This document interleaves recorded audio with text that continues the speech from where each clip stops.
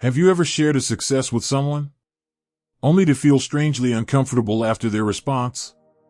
Maybe you got a promotion, started a successful project, improved your life, or achieved something you've worked hard for. And instead of celebrating with you, someone asked a question. A simple question. An innocent question. At least, that's how it sounded. Wow, you were lucky, weren't you? Are you sure it's going to last? Who helped you get there? Do you really think you're better than before? At first, these questions seem harmless, normal, even friendly. But something about them doesn't feel right. You can't quite explain it.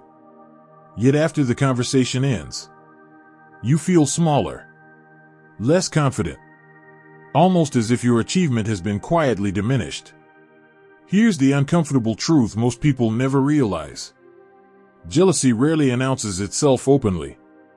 Very few people will ever look you in the eye and say, "I envy you. I wish I had what you have. I feel threatened by your success." No. Human nature is far more subtle than that. According to Friedrich Nietzsche, people often hide their deepest insecurities behind masks. And one of the most common masks is curiosity. Because envy doesn't always attack directly. Sometimes it asks questions. Questions designed to create doubt. Questions designed to minimize your success. Questions designed to protect fragile egos from uncomfortable comparisons. Think about it. Why do some people become uncomfortable when you succeed? Why do certain individuals seem more interested in questioning your achievements than celebrating them? Why do they focus on what could go wrong instead of what you've accomplished? The answer has less to do with you, and more to do with what your success represents to them. Because every achievement creates a comparison. Every victory becomes a mirror.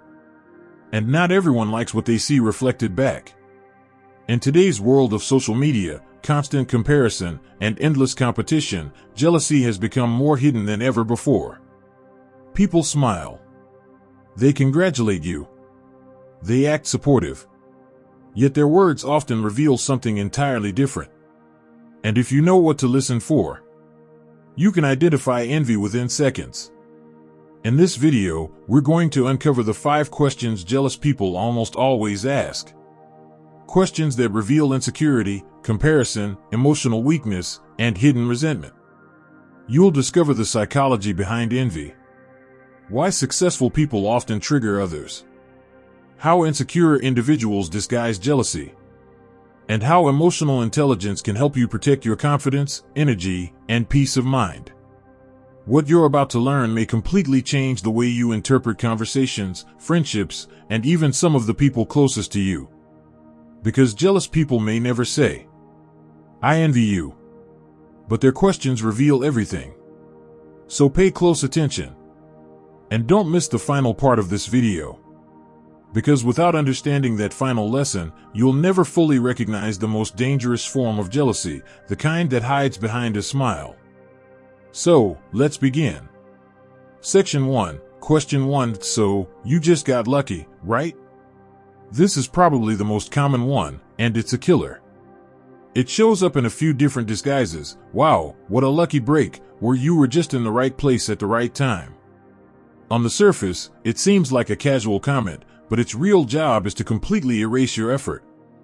Imagine you've poured years into honing a skill, pulling late nights, and giving up your weekends. You finally land that huge client or crush a difficult project. You share the news, and their response chalks it all up to chance. What they're really saying is, your success was an accident, so you don't really deserve it. This little move protects their ego. See, if your achievement is just a fluke, then their own lack of achievement isn't their fault, it's just bad luck. Nietzsche wrote about the will to power, a complex idea about the fundamental drive to grow, overcome, and achieve self-mastery. When someone writes your success off as luck, they're basically denying your will. They're hitting the delete button on the thousands of hours you put in, the moments you almost gave up, and the sheer force of character it took to get there. They see you at the top of the mountain and pretend the climb never happened. This question isn't a real question. It's a defense mechanism that lets them stay comfortable right where they are. Section 2, Question 2, but do you think it'll last? You finally hit a moment of happiness. Your new business is in the black, you found a partner who gets you, or you've hit a fitness goal you've been chasing for ages. You're standing on solid ground. And then it comes, disguised as friendly concern, but are you sure it's going to last? This question is pure projection. The person asking is taking their own fear of failure and injecting it directly into your moment of triumph. Instead of celebrating the now with you, they immediately yank the conversation into a future where it all falls apart. You know the market is pretty volatile. It's hard to keep that kind of momentum going. The hidden goal here is to replace your joy with anxiety. Your success can feel like a quiet judgment on their own inaction, and your stability highlights their own chaos. It's a strange comfort for an envious mind to imagine your future failure. It's their way of saying, don't get too comfortable, because this good thing you have is fragile. It taps into a theme Nietzsche often explored, that seeing others succeed can sometimes sting more than our own failures. By casting doubt on how long your success will stick around, they're subconsciously trying to pull you back down to their level, where they feel safer. They can't celebrate your peak, so they comfort themselves by imagining the valley. Section 3, Question 3, so, who helped you make that happen? This question is a sly attempt to chip away at your accomplishment. It sounds innocent enough, like they're just curious about your support system. And in a healthy conversation, it can be. But when it comes from a place of envy, the subtext is totally different. What they're really asking is, you didn't do this by yourself, did you? The implication is that your success isn't really yours, it's borrowed. It suggests you had an unfair advantage, a powerful connection, or some secret shortcut that others don't get. The person asking is hunting for a way to discount your personal grit and sacrifice. If they can pin your success on an external factor, a well-connected uncle, a team that did all the work, they don't have to face the fact that you might have simply outworked them. It's another ego saver. It's way easier to believe someone had hidden help than it is to accept that their discipline and drive surpassed your own. They're searching for that one detail that invalidates your achievement. Oh, so your dad got you the interview. Well, it must be nice having a team to do the heavy lifting. They're looking for a reason why your success isn't possible for them. If it was all due to special treatment, then they're off the hook. They're comparing your highlight reel to their behind-the-scenes footage, and it just doesn't add up. Section 4, Question 4, but are you really happy though? This one is maybe the most personal. It goes beyond questioning what you did and starts to question how you feel. You got the job, you built the life, you achieved the goal. But the envious person needs to believe it came at a terrible price. So they'll hit you with all that extra stress, are you actually happy? Or it must be lonely, isn't it? This is their last-ditch effort to find a crack in your victory. If they can't tear down the achievement itself, they'll try to tear down the joy it brings you. The hidden message is that success and happiness can't possibly exist together. This thinking comes from a place of deep self-justification. Someone who has avoided taking big risks might tell themselves a story that ambitious people are all secretly miserable. They frame their own inaction as a wise choice. They chose peace over pressure, simplicity over stress. Your genuine happiness messes with that story. If you can be both successful and happy, it proves their excuses are just that, excuses. By planting a seed of doubt about your well-being, they're trying to feel better about their own life choices. They're hoping to see their own emptiness reflected in you, because they can't imagine the kind of peace that's earned through struggle. Section 5, Question 5, why you?